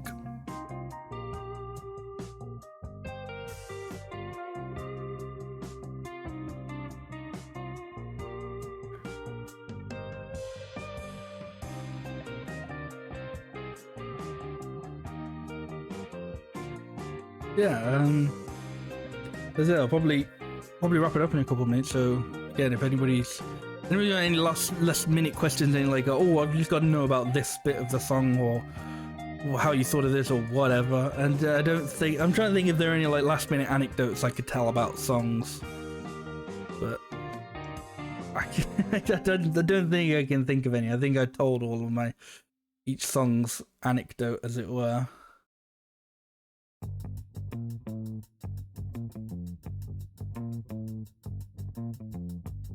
Yeah, I find it kind of funny thinking about it like that. Like, each song has like an anecdote in a way. I think hindsight's anecdote is that it doesn't have an anecdote. I don't like that was just a really easy song to just do. I think that will be like the quickest and easiest song I will ever record, because it was just like I recorded maybe like 2 takes of both guitars and vocals, and then just mixed the best stuff of it together. I guess an interesting tidbit is originally it was going to end with like guitar feedback, like a fading, like a that was going to get louder and then like suddenly cut into Million Miles Away, but I couldn't be bothered / couldn't figure out how to do it.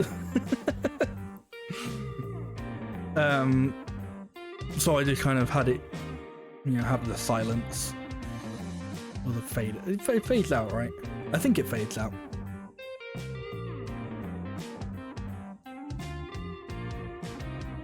Ain't that a kick in the pants? Yeah. Thank you on that. I'm glad that somebody kind of, made out better with that then.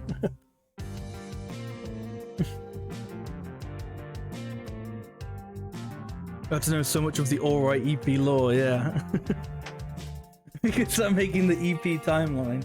I guess it kind of is a timeline, like 2016 to 2018 is like the writing.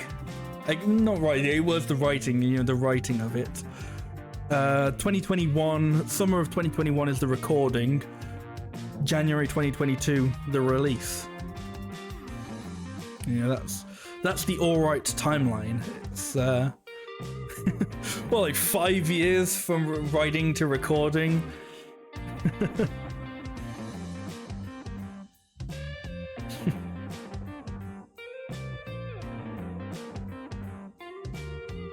I guess the good thing about it being like that long is it means, as I said earlier, I think I've been able to stockpile some stuff. I've got, I've said this, but this is just the beginning. This isn't a one-time thing. There's more I want to do. There's more stuff I've got in the back of my head, in the front of my head, I guess, on the phone, on guitars. I've got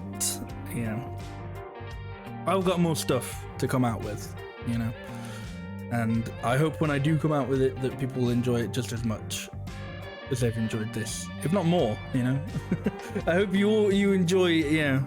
I don't know if I can. I'd like to think everything will be better than the last thing, but as long as people like it, then not even as long as I like it. Going back to that idea of making it for yourself, obviously it's nice if people like it. I would like for people to like it, but at the very end of the day, I want to like it. I think it's kind of thing. Like, I think there's a weird thing, or not a weird thing, but like, I think with like some musicians don't kind of like listen back to their own music. And admittedly, I haven't really listened to Alright that recently.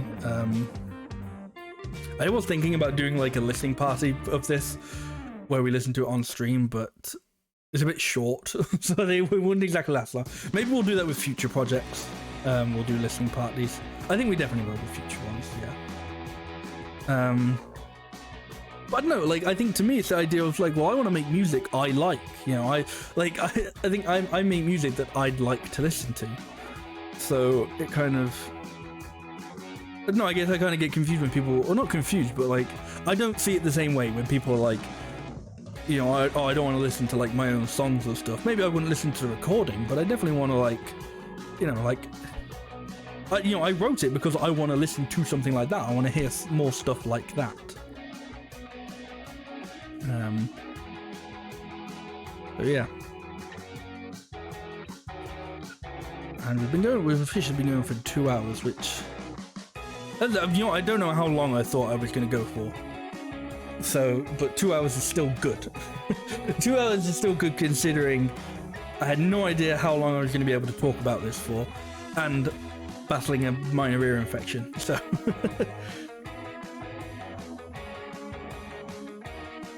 That's why I want to get into music, is to also make the songs I want to hear and listen to. Yeah. I think that's like a good way to kind of think about things. I really like that idea and like that mindset of it, you know? Because presumably, you know, you'd know what you want to listen to the most. So, you know, sometimes you gotta take it into your own hands and make your own shit, you know. And I think that's what I did with this, and that's what I want to do with future projects, and hopefully people will like it just as much as I do. But yeah, I think we shall call it there for this evening. Unless anyone's got any more final questions while I'm wrapping up, I'll rapid fire answer them maybe. If it's a really good question, maybe we'll detour and talk about it even more. But yeah, thank you all for watching and hanging out and listening and chatting and checking out the EP if you did, and whatever, you know, just thank you for everything in general. I don't actually know when the next stream will be. I know on Friday I said let's stream on Monday, but as I've said, I've kind of battling a minor ear infection, so it might not be tomorrow. Yeah, that like I don't want to like put any days down in case this doesn't go away as quickly as I'd like it to. But I think actually I also then said like the next game I stream would be Mario and Luigi, but I kind of want to do more Pokemon, just because I feel like I wasn't able to quite get it because I called the stream a bit early on Friday. I don't know. I want to do more of it. So next game stream will be Pokemon, and then we will finish Mario and Luigi eventually. If you missed a stream and you want to catch up, you can head on over to the Uber archive on YouTube, or you can go to the highlights page on my Twitch where you can catch up alongside the chat. I'm also on Twitter and YouTube, just the DMCA. And if for some reason you've gone through this whole stream without going, I wonder where his music is at, it's Connor Alexander, now on streaming services. If you look up Connor Alexander, it should be there on most streaming services. I don't think it'll be every single one, and I don't even know if I could say major streaming services, because I don't know enough about streaming services to say that confidently. But it's definitely on Spotify, it's definitely on Tidal, on Deezer, on iTunes, I think. It's on Amazon, I'm pretty sure. Basically, let me just !EP in the chat. If you're watching this alongside the chat, you can click the 1RPM link there, or you could go to my Bandcamp, where you can listen to it for free on Bandcamp as well, but you can also download it / buy it. It's pay what you want, so you can get it for free. You can pay as little as you want for it, or as much as you want for it. I won't stop you. And yeah, and if you want to, you know, eventually I will stop tweeting just exclusively about this EP, and we'll tweet more about what I'm listening to and the music that I'm currently checking out and stuff like that. But if you want to know more about that sort of thing and any future updates, at Connor Alex Music on Twitter. And yeah, that's gonna be it for me. So thank you all for watching and hanging out, and as I said, thank you anybody who's checked out the EP and listened to it. You know, I appreciate it. Thank you.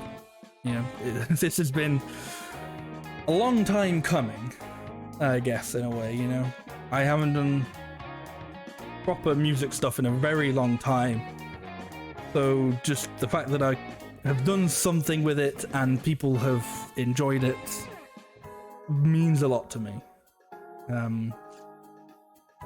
So thank you so much. Yeah, I don't know. I can't say when the next stream will be because, as I said, yeah. But yeah, thank you all for watching, and hopefully I shall see you guys next time. And thank you once more. Bye bye.